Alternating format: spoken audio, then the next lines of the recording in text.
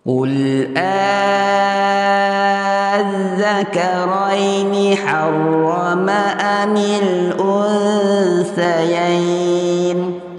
قل أذكرين حرم أم الأنثيين. Alhamdulillah. Baik, pada kalimah yang kita baca panjang Az-Zakarain tadi, ada bacaan yang kedua. Maknanya ada dua cara bacaan. Oh, ada dua kaedah. Okey.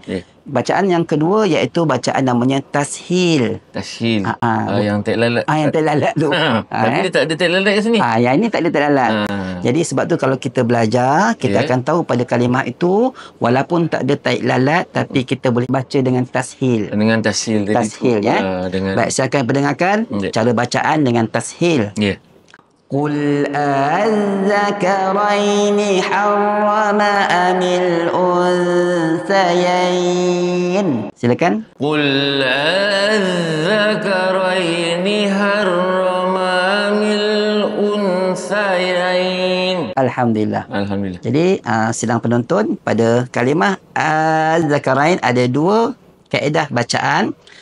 Yang pertama dipanggil bacaan hukum mad faraq, dibaca 6 harakat. 6 harakat, jadi kena panjang panjang. Qul Az-Zakarain. Itu yang pertama. Yang kedua namanya tashil. Bila dah tashil dah tak ada panjang dah. Tak ada panjang dah. Qul